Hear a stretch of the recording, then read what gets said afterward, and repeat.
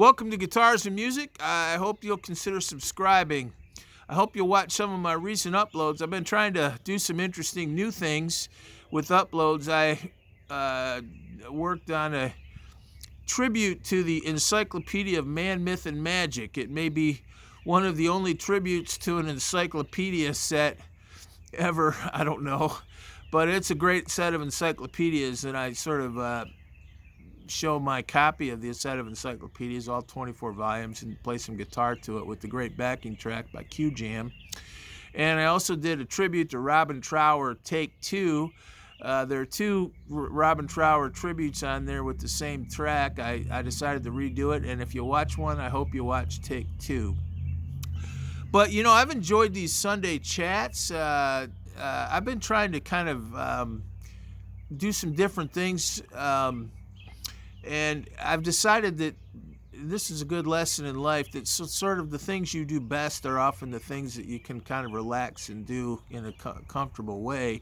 That's sort of a hard lesson to learn because we have discipline and 100% effort, which is important. But the things I think have worked out the best are, for me anyway, are things where I'm kind of relaxed, just chatting like I am now in the beautiful backyard.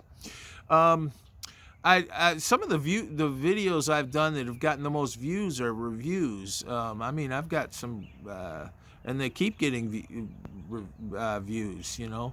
But I also I try to review gear and things, and then I look at some of these other channels that have like these professional production reviews, and I feel like mine are pretty amateur compared to that. So I don't know how many more I'll do, although they do seem to. If you wanted something that gets views, I think my reviews have been the most successful thing about this channel. But at any rate, I've enjoyed doing these Sunday chats. And I was originally going to chat today about Formula Rock, which I'll probably do next week. Formula Rock from the late 70s, which is kind of interesting that I think Formula Rock, so-called Formula Rock, reflects some pretty interesting changes in music in the late 70s and early 80s. I think it gets overlooked because we talk about classic rock, and I guess Formula Rock is classic rock. But anyway, I'm going to talk about that. I was going to talk about today. Then I thought, hey, it's Easter Sunday. I should do at least something that is Easter Sunday-ish. And I thought about doing Christian rock. Now, I listened to a little bit of Christian rock, not a lot. Larry Norman and Randy Stonehill, I kind of listen to them some, and I have some thoughts about Christian rock, pro and con, and I was going to share those. And then my wife last night was watching some old YouTube clips of Jesus Christ Superstar, and it sort of hit me. I said, I'm going to talk about Jesus Christ Superstar, which is just an awesome show. It's awesome music. It's particularly the 1973 film. I know there have been other films later and theater productions, and it's done a lot. But that 1973 film in particular has become almost canonical. I think that's the definitive Jesus Christ Superstar. But it's just a great show. And so if you haven't seen it, I recommend that you watch it. And by the way, you don't have to have religious values or anything to enjoy it. It's just a great piece of music, and it's rock. So I wanted to talk a little bit about Jesus Christ Superstar. I've seen it a ton of times. You know, I'm involved in education, and I've shown it to classes before, and I think that highly of it. It's just a terrific show. So I wanted to talk a little bit about it. First of all, Jesus Christ Superstar was written by Andrew Lloyd Webber and Tim Rice, the lyricist, and it's just a brilliant piece of work. Now, Andrew Lloyd Webber and Tim Rice went on to write, you know, like Phantom of the Opera, Cats, Evita, among other things, and those are all great shows. I've seen some interviews with Andrew Lloyd Webber. He's a very creative, intelligent man. You know, like a lot of creative people, he has a kind of easygoing way that belies a real insight and creative nature. I played several of his songs, like Memories. I used to play piano in a place, and Memories was always a good one to play. And I was always amazed at how those kind of simple melodies that he writes, Andrew Lloyd Webber, would have some little idiom that kind of really made them distinct. Memories in particular, it sounded kind of just flowing, but it was a really well done little melody. But Jesus Christ Superstar was the first thing they ever wrote. And I would just like to say that it is flat out rock. It's not like Rodgers and Hammerstein kind of trying to do a rock song, or Lerner and Lowe trying to do a rock song. Um, it's just flat out rock. It's a product of the late 60s, early 70s. Jesus Christ Superstar is rock, and it's got hard rock in it. It's got great mid-tempo ballads. It's just a superb piece of music from the beginning to the end. And it's really meticulously written, but it also has a rock band feel. Like you feel like you could get a good rock band and some good players, and they could kind of do their own thing with it within the context of the show. I mean, it's rock music in every sense you can think of, and it's just terrific. Every song in that is great, and there are some real gems. But it's interesting to think about the rock opera, which is different than a concept album. Now, you could say Quadrophenia was kind of a rock opera, but actually operas are performed on a stage. So there are really four classic rock operas from that period. One is Tommy, and Tommy is, again, that's a rock opera. It stands up with any of them. The other one is Godspell, which is another sort of rock opera based on the New Testament. And that's got some nice ones in it. I don't think you hear that quite as much anymore. But it's got Day by Day and All Good Things. Those are two good songs in there.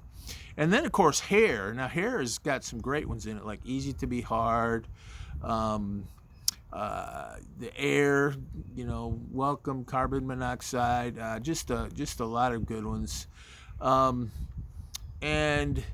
But I would say of the four, Jesus Christ Superstar is the most fully realized. And I say this with a lot of respect for Tommy. I think Jesus Christ Superstar is the most successful of these four major rock operas of the period. And I love Tommy too, and I like Hair. And I like Godspell. I think Godspell's quite good. I don't think you hear it quite as much, and sometimes there's. I think Godspell is a little bit more traditional in its faith message. I don't know if that's any, but I think the songwriting in Jesus Christ Superstar is just right up there. And of course, Andrew Lloyd Webber and Tim Rice are the songwriters. So. But I think they become kind of adult contemporary artists in the 70s. But this was when they were young. I guess they were still pretty young then. And this is rock.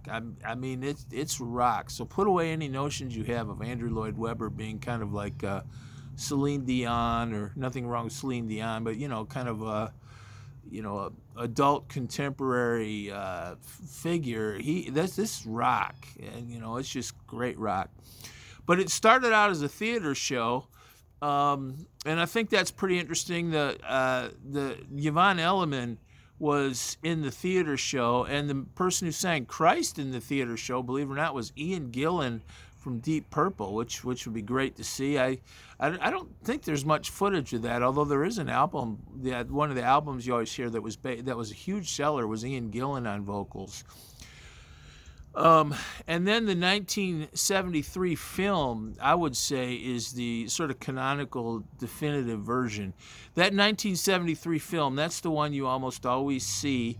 It still has that hippie feel to it, but it was really done well. It's kind of interesting. I remember my parents took us to see it maybe the night it came out or the week it came out. So we used to. I was a kid, but my sister and I and my mom and dad went to see that, and I liked it. But I think but I don't think it got really good reviews. But there's a good lesson there. I think it's one of those films that kind of works that sort of, as time went by, became more and more elevated in the popular mind. People watch it, and even though it's sort of dated in this, that people, sometimes younger people will look at it and they see the long hair and the hippie elements in it, and it's dated in a way, but in another way it's timeless, and the music is so good and the performances are so good, and they really capture, I think, the music is really well. So even though the reviews at the time were pretty mixed, I think it's become one of the great music films ever made. And I say that pretty seriously. Jesus Christ Superstar, that 1973 film, I think 1973 film, I think is one of the great rock music films ever made. So but the music in it is awesome. It's rock music, it's hard rock, it's got some nice mid-tempo ballads. Some of the standouts would be, of course, I Don't Know How to Love Him, which is Mary Magdalene singing that to the sleeping Christ, which is just a great, I mean, that could have been maybe the Carpenters did do it, but it could have been a Carpenters song but it's just a beautiful song. And Could We Start Again, Please? I think they wrote that for the film. I don't know if that was in the stage show. And it's got some good kind of boogie, like Too Much Heaven on Their Minds. But you can hear the pianos, organs. It's a rock show. And of course, I think one of the great performances and great songs of rock opera is Gethsemane, when he sings, Ted Neely, who's a killer singer, sings that song in the Garden of Gethsemane when he realizes he's about to face his final moments on this earth.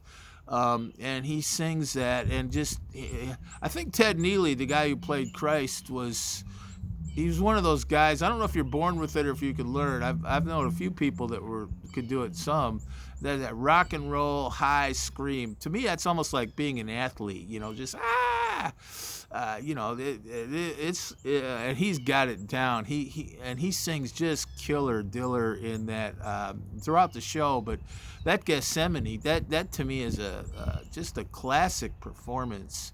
And the songwriting in that is so good. I think it's in a minor key. I'm going to say E minor, but it might be an A minor. But it's in a minor key. It's got guitars in it, and it builds. It's just a really masterpiece, and it's rock. I just want to emphasize that again. That is rock music. Whatever you think rock is, that fits every definition of good rock and roll music, rock music. Of course, the finale, but the music in it is really great. But it still is theatrical, and I know it's theatrical when show people can like sing all the songs. You ever been with show people? I'm kind of like this. Some people make fun of it, or even avoid people like this. But people that can sing like every line of The Sound of Music, people that can sing every line of some show or. Jesus Christ Superstar is kind of like that. It's theatrical, and the lyrics are part of a dialogue. So it's really masterful the way Andrew Lloyd Webber took the Tim Rice text and made a theater show, but still one that's rock. And when I think about it, I think that's kind of hard to do. And Jesus Christ Superstar does that extremely, extremely effectively. The other thing is, I think the 1973 film is just especially good. It was filmed in Israel. It's kind of funny that sometimes people will notice it's sort of a period piece in the sense that they wear robes and they kind of look like people from the Bible, but you also see tanks and planes and machine guns in there in a few scenes. And people are wearing jeans and look kind of like hippies in other scenes. So it's kind of a melange of the times of the 60s and early 70s, plus the classic timelessness of the New Testament story. But I just thought the film was terrific. I've always liked it. But I think over the years, you just watch it again and you start to realize how well done it was. It's kind of a play within a play. You see the cast kind of showing up at the beginning, getting out of a bus, and you see the actors kind of getting out of the bus, and then the play kind of starts within that, and then ends with the actors kind of getting back on the bus and leaving. But Simon the Zealot, that's another standout. I forget the guy's name, but just a killer, killer song by Simon the Zealot. The guy who plays Pontius Pilate's great. Has a couple kind of great scenes. Yvonne Elliman is. I hope you'll watch the Mary Magdalene video. I wrote a song about Mary Magdalene, and I was kind of proud of it. But it's kind of elusive to Mary Magdalene. It's not really very specific, but it's called Mary Magdalene.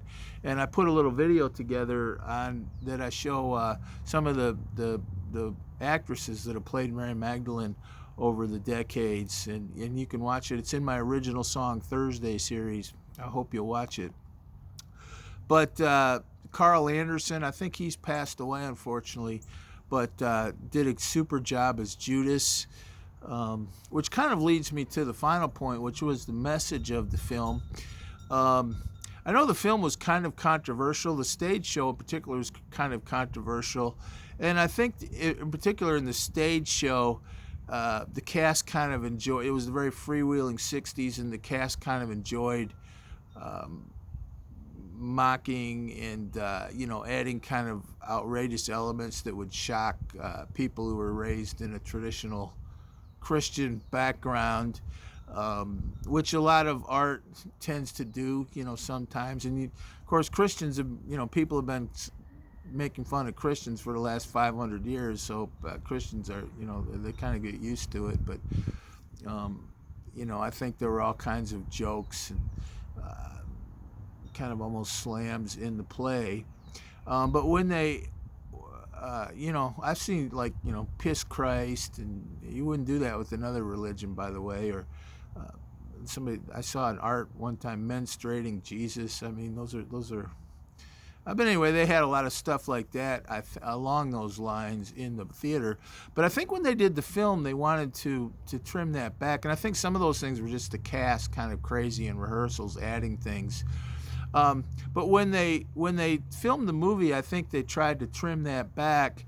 They left in the heart of the story, which was the human side of Christ and the human elements of the story. Which I think makes some sense theologically, if you want, or in terms of the Bible.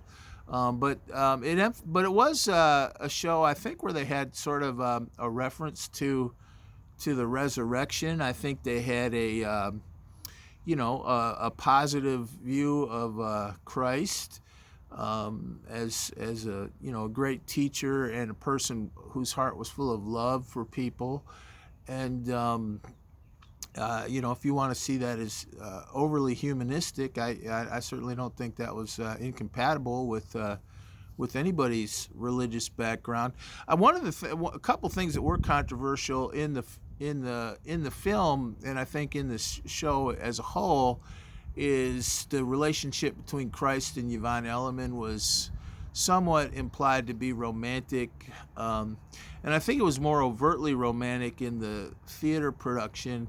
But it's still, if you look, it was kind of implied that there was a scene where right before she sings "I Don't Know How to Love Him," there's a scene where they're kind of in the tent together. They look suspiciously comfortable, and Christ is sleeping. It looks like maybe after a lovemaking session, but it was tastefully done, and the film. I mean, that goes back to the Gnostics or whatever. The idea that maybe Mary Magdalene was, who was a very mysterious figure actually, but the idea that she is, was Christ's lover. I don't know why.